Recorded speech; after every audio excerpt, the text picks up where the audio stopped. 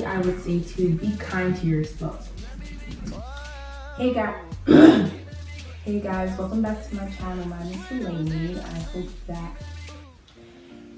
Welcome back to my channel. My name is Elaine. Thank you guys for tuning in. So I'm going to just jump right into what this video will be about, which is validation. On my YouTube channel, I talk a lot about fear. My motto is actually live fearlessly.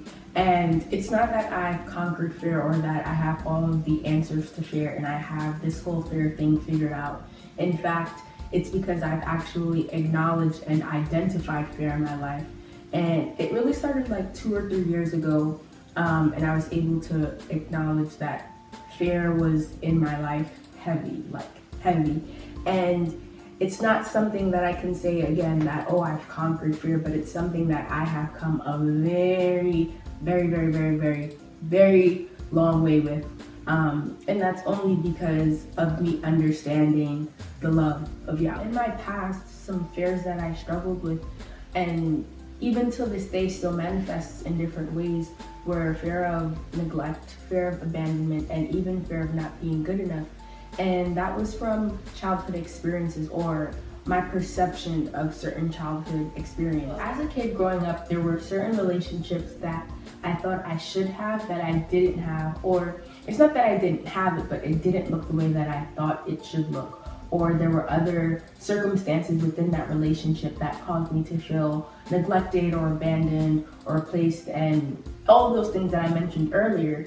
And I realized now that, throughout my life, that's something that I've carried as my identity, that I've defined myself as. Like, okay, I lacked that relationship that I thought I should have, or that I thought it was normal to have, but I lacked that. And I realized that it played a role in who I am. Now fast forward to today, where I now have this relationship that I thought I should have when I was a kid. And now it's like, okay, I have it, but then I get so afraid to lose it. It's like, okay, I went from lacking something to now having it. And it's easy for me to feel so validated by what I have now, because for so long I wanted it.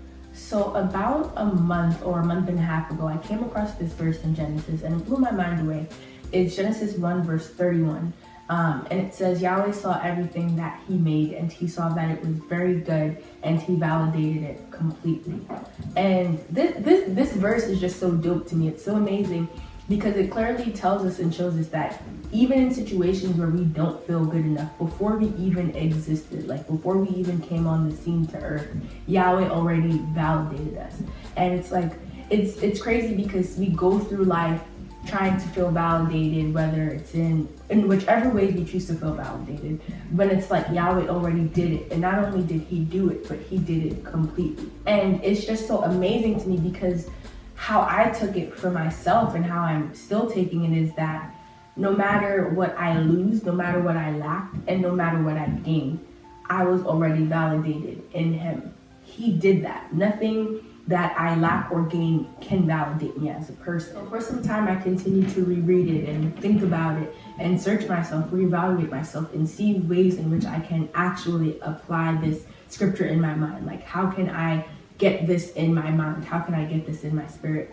And this topic of validation is so important because it's not always evident, but it's something that is extremely common, especially in today's society. And, in conversations with my students who are teenagers and with, my peers, one thing that's been common is the pressure of doing. I started to think about what's the difference between what you do and who you are. And really, what you do can definitely inspire who you are, and who you are for sure inspires what you do. But I really thought for some time, like, what is the difference between who one is and what one does? In thinking about it, for myself, is that it's easy for us to feel validated by our acts and by our accomplishments. But when those things go, when the act of doing is gone, who is left? Who is the person that's left? Like, if I wasn't a teacher, if I didn't do YouTube, if I didn't do praise dancing, whatever it is, if I didn't do those things anymore, who is there? Who remains? And that is the difference between what you do and who you are. What you do can easily go, but you always have yourself with you. It's easy to take pride in what you do. It's easy to take pride in being important in the lives of those you love, but then end up neglecting the core of who you are. And I also want to emphasize that it doesn't only have to be a negative thing or a validation thing, because we live our lives and our lives get busy. We have work, we have school, we have responsibilities at church, we have all of these different responsibilities, and in life being so busy, in having to do so many things, that it's easy to lose who you are. And so I just want to emphasize the importance of taking time out in all the rush of what you do, and taking time out in the midst of all the craziness of what you have to do to really tend to who you are. Because if your job goes, if all of your responsibilities go, what is left? Who is left? And it's so important for you to prioritize who you are rather than what you do. For example, for me, the past few weeks, I've got to focus a lot on who I am as a person. So the things that I love about myself and the things that I don't too love about myself, where it's just like, yeah, no, you can't be that way. Like, that's gotta go. And, in doing that, that meant that I couldn't really put a lot of focus on what I do or what I would like to do, such as recording YouTube videos or planning whatever, or trying to accomplish whatever goals that I have. And, and that's simply because I had to remember that who I am comes first. If I'm not working towards being my best self, if I'm not working on my spirit man, then everything that I do won't be done in the way that it should be. Where I am right now, I just want to make sure that I'm doing my very best on a daily basis to focus on my mental, emotional, and spiritual well-being, because when all of the doing is gone, that's who I'm left with. And so lastly, before I close out, I want to talk about the importance of self-validation. And this is something that I have learned and that I am still learning. I feel as if my issue came back to self-validation, not validating myself enough. Whereas I was seeking validation in the relationship that I lacked, or the relationship that hurt me growing up. And then when I finally did get that relationship, I still sought to be validated, because it's like, okay, I wasn't validated in that relationship, now I have it, and so you have to do what I didn't have.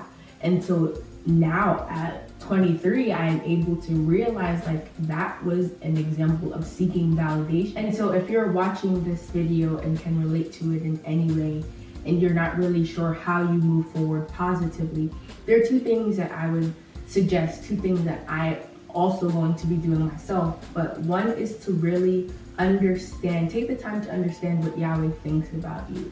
Like really take time throughout your day, prioritize daily to find new ways to understand his love for you and truly understand that he's validated you completely. So in any moment where you feel less than or not good enough or whatever it is, understand that in those moments that he has validated you. And lastly, I would say to just be good to yourself.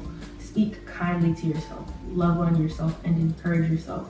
These are two things that I do, but I don't do enough of. So again, I am speaking to myself as much as I'm speaking to you guys. And how I look at it is that if we do the first thing I said, which is understand Yahweh's love for us, understand his feelings towards us, then that's going to affect how we view ourselves. It's going to affect how we treat ourselves. And it's going to be easier for us to be kind to ourselves and to validate ourselves. And as a result, we won't have to seek that from anything or anyone else. So that's basically all that I have for this video. I just want to encourage you guys. I want to encourage myself to, live fearlessly. Don't let the fear of rejection, don't let the fear of neglect, don't let the fear of abandonment, the fear of not being good enough get in the way of you living a full life, living the life that Yahweh wants you to live. And this is something that I am trying my best to understand within myself, within my spirit, and it's something that takes effort. It's something that you have to work on a daily basis. We all have scars, we all have things that we've gone through, but we don't have to allow the things we've gone through or go through to define us, but to understand that from the beginning of time that we were validated in him, and that no fear, rejection, neglect, or anything that we've gone through can get in the way of what's already been done, which is him already validating us. And so that's all for this video. I hope that you guys are encouraged by it. If you have any questions, any comments, please feel free to leave them below. And yeah, thank you for watching, and remember, live fearlessly.